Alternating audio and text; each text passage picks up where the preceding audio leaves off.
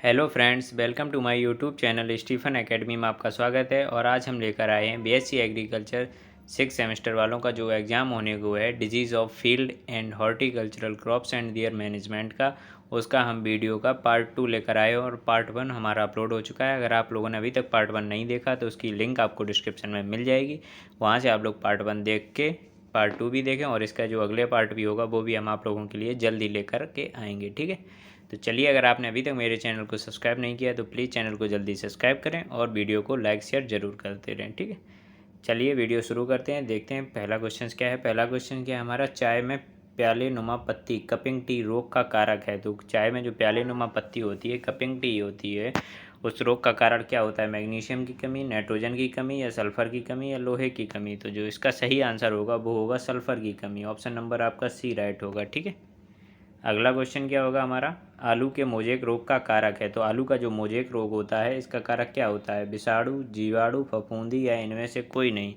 तो इस ऑप्शन में से आपका कौन सा सही होगा? जो विषाणु होगा ये आपका सही होगा। ऑप्शन नंबर आपका ए राइट होगा। ठीक है, विषाणु जो होता है आलू के मोजेक रोग का कारक होता है।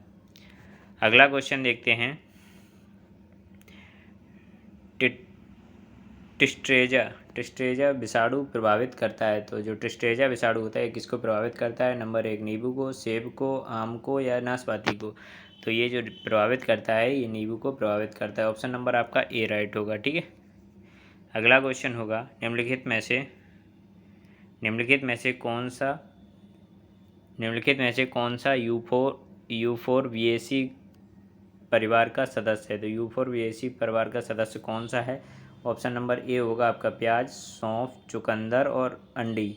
तो इसमें से जो ऑप्शन नंबर आपका बी राइट होगा, इसमें से होगा सौंफ आपका सही आंसर होगा। ठीक है, अगला क्वेश्चन देखते हैं, किन्हीं कारणों से मुख्य फसल नष्ट हो जाए या बोने में देरी हो जाए तो उसके स्थान पर कम समय में तैयार होने वाली बोई गई फसल को कहते हैं। तो बोई गई फसल को क्या कहते हैं? Cover crop, catch crop, arable crop, या फिर एक और आंसर है आपका कैश क्रॉप।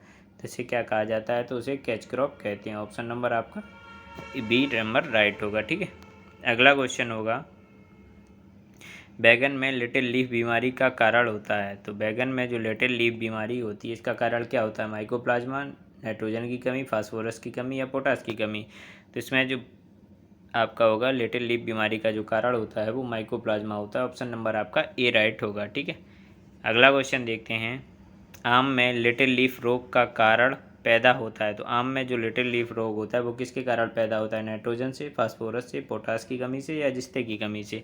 तो वो जो होता है वो जस्ते की कमी से होता है। ऑप्शन नंबर आपका डी नंबर राइट होगा। ठीक है, अगला क्वेश्चन क्या होगा, आम की ब्लैक टिप बीमारी होती है। तो आम की जो ब्लैक टिप बीमारी होती है वो किसके कारण होती है? आम की जो ब्लैक टिप बीमारी होती है वो किसके कारण होती है? नंबर 1 विषाणु के कारण, जीवाणु के कारण, फफूंदी के कारण, या इनमें से कोई नहीं। तो इसका जो सही आंसर होगा वो होगा इनमें से कोई नहीं। ऑप्शन नंबर आपका डी नंबर राइट होगा। ठीक है, अगला क्वेश्चन देखे हैं, नींबू में डाइवैक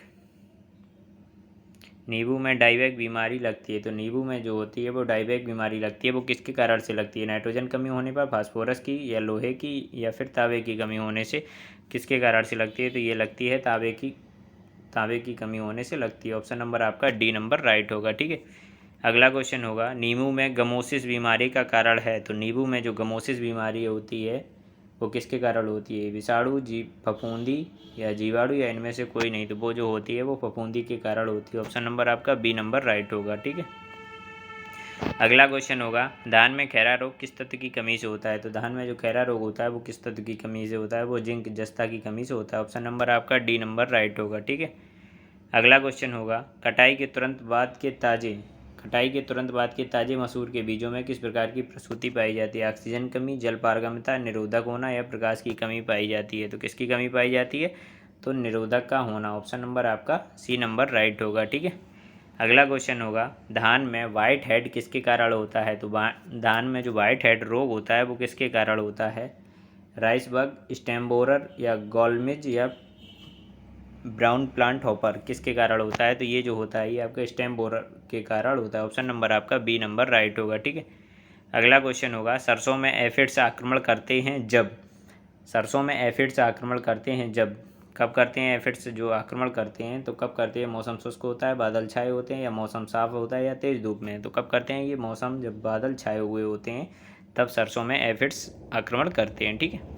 अगला क्वेश्चन होगा, गन्ने का लाल विगलन रोग फैलता है। तो गन्ने का जो लाल विगलन रोग होता है वो किसके कारण फैलता है? तो ये फैलता है कोलेटोट्राइकम फाल्केटम के द्वारा, फ्यूजेरियम ऑक्सीफोरम के द्वारा, या यूरोमाइसीज फेवी के द्वारा, या अस्टिलेजनाइडा बायरेंस के कारण होता है। तो ये होता है जो आपका ऑप्शन नंबर ए राइट होगा, कोलेटोट्राइकम फाल्केटम के द्वारा फैलता है। ऑप्शन नंबर आपका ए सही होगा। ठीक है।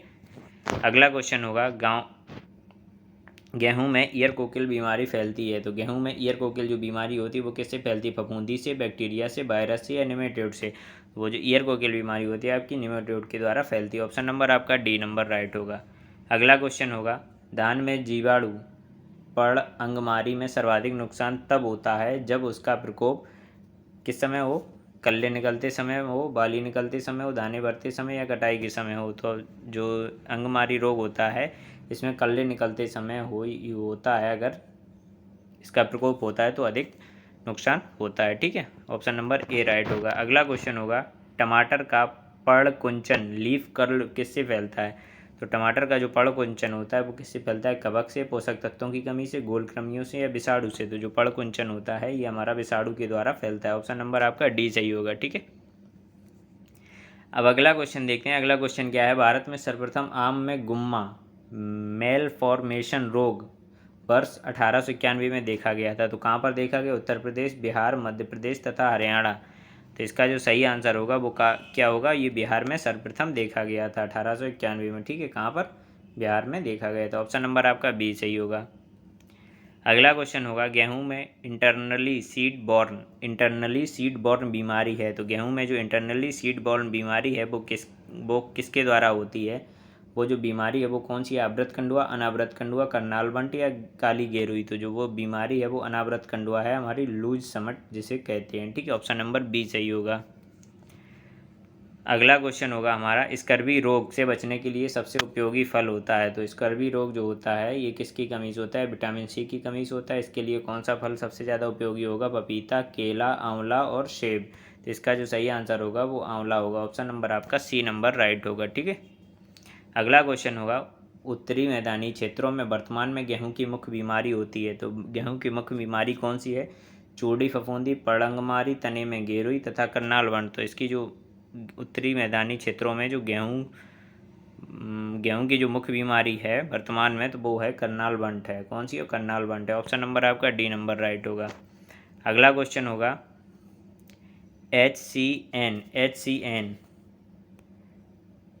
HCN के विषैलेपन का संबंध है किससे? सोयाबीन से, खिसारी से, बाजरे से तथा ज्वार से। तो इसका जो सही आंसर होगा वो क्या होगा? ज्वार से संबंध होता है इसमें। जो ज्वार का जो विषैलापन हो जाता है वो किसके कारण होता है? HCN के कारण होता है। ऑप्शन नंबर आपका डी नंबर राइट होगा।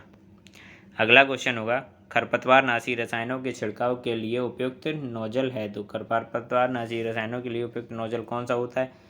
Flat pen, hollow pen, solid pen, या उपयुक्त में से कोई नहीं। तो इसके लिए जो उपयुक्त होता है वो कौन सा होता है? फ्लैट पेन होता है। ऑप्शन नंबर आपका ए नंबर राइट होगा, फ्लैट पेन। ठीक है। अगला क्वेश्चन देखते हैं, कपास की पत्ती का व्याकुंचन क्रिंकल लीफ ऑफ कॉटन का कारक है। तो क्रिंकिंग लीफ ऑफ कॉटन का जो कारक होता है ये क्या होता है? इस रोग का कारण जस्ते की विषाक्तता, तांबे की कमी, बोरान की विषाक्तता तथा मैग्नीज की विषाक्तता। तो इसकी जो होती है जो सही आंसर है वो बी नंबर होगा, तांबे की कमी। कपास में तांबे की कमी के कारण पत्ती का व्याकुंचन होता है, व्याकुंचन रोग हो जाता है। ठीक है। अगला क्वेश्चन होगा, दोस्तों अगर आप लोगों को वीडियो अच्छा लग रहा हो तो इसे लाइक कर दीजिए और अपने दोस्तों के साथ ज़रूर शेयर करते रहिए। ठीक है, जिससे उनकी भी मदद हो सके। और अगर आप अभी हमारे चैनल पर नए हो तो प्लीज़ चैनल को जल्दी सब्सक्राइब करें और वीडियो लाइक शेयर जरूर करते रहें। ठीक है। चलिए अगला क्वेश्चन देखते हैं। अगला क्वेश्चन क्या है हमारा, गन्ने का बौना पेडी रैतून स्टनिंग रोग जनित है। तो गन्ने का जो बौना पेडी रोग होता है ये किसके द्वारा होता है? तो ये वायरस द्वारा, कवक द्वारा, या माइकोप्लाज्मा की तरह जीव के द्वारा, या फिर एक जीवाणु द्वारा। ये किसके द्वारा होता है? वायरस के द्वारा होता है। ऑप्शन नंबर आपका ए नंबर राइट होगा। ठीक है। अगला क्वेश्चन होगा, रोग नियंत्रण का सबसे प्रभावकारी एवं प्रभावी तरीका है। तो सबसे प्रभावकारी और प्रभावी तरीका क्या होता है इसका? ऑप्शन नंबर ए नंबर में क्या है, रसायनों के छिड़काव द्वारा पौधों को बचाना, रोग रोधी प्रजातियों का प्रयोग, या फसल चक्र, या सर्वांगी कवकनाशियों द्वारा बीजोपचार करना। तो इसका जो रोग नियंत्रण का सबसे प्रभावकारी एवं प्रभावी तरीका जो होता है वो सर्वांगी कवकनाशियों द्वारा बीजोपचार करना होता है। ऑप्शन नंबर आपका डी नंबर सही होगा। अगला क्वेश्चन होगा, सल्फर कवकनाशी से प्रभावकारी नियंत्रण होता है। तो जो सल्फर कवकनाशी होता है इससे प्रभावकारी नियंत्रण किसका होता है, प्रभावकारी नियंत्रण पर्णअंगमारी का, मृदु रोमेलास्था का, चूर्णी अवस्था का तथा उकटा बिल्ट रोग का होता है। तो किसके कारण होता है, तो ये जो होता है आपका चूर्णी अवस्था पाउडरी मिल्ड्यू के कारण होता है। ठीक है, ऑप्शन नंबर आपका सी नंबर सही होगा। अगला क्वेश्चन देखते हैं, एक पूर्ण वायरस कण को कहते हैं, एक जो पूर्ण वायरस कण होता है उसे क्या कहते हैं, वायराइड, विरियन, या वायरस, या अनावृत वायरस। तो उसे जो कहा जाता है उसे विरियन कहा जाता है। ऑप्शन नंबर आपका बी नंबर राइट होगा। अगला क्वेश्चन होगा, मोजेक कोड़ रोग, मोजेक डिजीज़ फैलता है। तो मोजेक डिजीज़ किसके कारण फैलता है, जीवाणुओं द्वारा, फफूंद फंजाई द्वारा, निमेटेड द्वारा, या विषाणुओं द्वारा। तो ये जो फैलता है आपका किसके द्वारा, जीवाणुओं बैक्टीरिया द्वारा फैलता है। ठीक है, मोजेक कोड़ रोग, ऑप्शन नंबर ए सही होगा। अगला क्वेश्चन होगा, कपास की ब्लैक आर्म बीमारी फैलती है। तो कपास की जो ब्लैक आर्म बीमारी होती है वो किसके द्वारा फैलती है, जीवाणुओं द्वारा, विषाणुओं द्वारा, फफूंदी, या निमेटेड द्वारा। ये भी आपकी जीवाणुओं द्वारा, बैक्टीरिया द्वारा फैलती है। ऑप्शन नंबर ए सही होगा इसमें। ठीक है, अगला क्वेश्चन होगा, टिक्का रोग डिजीज़, टिक्का डिजीज़ का संबंध है किससे, मूंगफली से, चना से, मटर से, जौ से। तो इसका जो टिक्का नामक रोग होता है वो मूंगफली से होता है। ऑप्शन नंबर ए सही होगा। अगला क्वेश्चन होगा, आलू की पछेती झुलसा लेट ब्लाइट अवरोधी रेसिस्टेंट प्रजाति है। तो कौन सी है, कुफरी चंद्रमुखी, कुफरी ज्योति, कुफरी बादशाह, कुफरी अलंकार। तो जो कुफरी बादशाह होती है ये लेट ब्लाइट अवरोधी प्रजाति है। ठीक है, ऑप्शन नंबर सी सही होगा। अगला क्वेश्चन होगा, भिन्न काल पक्वता डाइकोगैमी ही कम पैदावार का मुख्य कारण है। तो डाइकोगैमी ही मुख्य कारण है कम पैदावार का। तो ये किस में होती है, तो ये लोकाट में, स्ट्रॉबेरी में, शरीफा में, या प्लम में। तो ये जो होती है हमारी ये किस में होती है, शरीफा कस्टर्ड एप्पल में होती है। ठीक है, ऑप्शन नंबर आपका सी नंबर राइट होगा। ठीक है, भिन्न काल परिपक्वता डाइकोगैमी जो कम पैदावारी का जो मुख्य कारण होती है किस में होती है, कस्टर्ड एप्पल में होती है हमारी। अगला क्वेश्चन होगा, आम की जो गुच्छा रोग मेलफॉर्मेशन बंची टॉप से अवरोधी रेसिस्टेंट है वो कौन सी प्रजाति है, लंगड़ा है, मल्लिका है, या दशहरी है, या इनमें से कोई नहीं है। तो जो आम की जो रेसिस्टेंट प्रजाति है वो इनमें से कोई भी नहीं है। ऑप्शन नंबर आपका डी नंबर सही होगा। ठीक है, अगला क्वेश्चन होगा, सीड प्लॉट टेक्निक अपनाते हैं। तो किस में अपनाते हैं, सीड प्लॉट टेक्निक जो होती है ये आलू में अपनाई जाती है। ऑप्शन नंबर आपका सी नंबर राइट होगा। अगला क्वेश्चन होगा, जीवाणु जनित रोग बैक्टीरियल डिजीज़ का नियंत्रण होता है। तो बैक्टीरियल डिजीज़ जो होती है उसका नियंत्रण किसके द्वारा किया जाता है, जीवाणु प्रतिरोधी द्वारा, विषाणुनाशी द्वारा, या कवकनाशी द्वारा, या कैथोन द्वारा। तो ये जो की जाती है हमारी जीवाणु प्रतिरोधी एंटीबायोटिक्स के द्वारा की जाती है। ऑप्शन नंबर ए सही होगा। अगला क्वेश्चन होगा, गेहूँ में कंडुआ रोग लूज समेट का नियंत्रण होता है किसके द्वारा होता है, बीजोपचार से, सॉइल स्टेरिलाइजेशन से, फसल चक्र से, या फसल पर थीरम के छिड़काव से। तो किसके द्वारा होता है, ये बीजोपचार के द्वारा होता है। ऑप्शन नंबर ए सही होगा। अगला क्वेश्चन होगा, नींबू सिट्रस की कैंकर बीमारी का कारण है। तो नींबू सिट्रस कैंकर की बीमारी का कारण क्या होता है, ये जीवाणु होता है। ऑप्शन नंबर आपका ए नंबर सही होगा। अगला क्वेश्चन होगा, टुंगरू एक विषाणु रोग है। तो टुंगरू विषाणु रोग किसका है, तो ये चावल का है, नींबू का है, या गेहूं का, या तंबाकू का, किसका है। ये जो टुंगरू वायरस रोग होता है ये हमारे चावल में लगता है, धान की में लगता है। ऑप्शन नंबर ए सही होगा। अगला क्वेश्चन होगा, अंगूर में बिटर पिट रोग किसकी कमी से होता है। अंगूर में जो बिटर पिट रोग होता है वो हमारा किसकी कमी से होता है, तो वो हमारा कैल्शियम की कमी से होता है। ऑप्शन नंबर डी सही होगा। ठीक है, अगला क्वेश्चन है, जस्ते की कमी के कारण धान में कौन सा रोग लगता है। तो जस्ते की कमी के कारण कौन सा रोग लगता है, खैरा, जौंका, झुलसा, या भूरा धब्बा रोग, कौन सा रोग लगता है, तो ये खैरा रोग लगता है। ऑप्शन नंबर ए नंबर आपका सही होगा। अगला क्वेश्चन है, फल एवं पत्तियों का समय से पूर्व किसकी कमी से गिरती हैं। तो फल एवं जो पत्तियां होती हैं ये किसकी कमी से गिर जाती हैं, तो ये हमारी ऑक्सीजन की कमी से भी गिर जाती हैं। ऑप्शन नंबर आपका ए नंबर राइट होगा।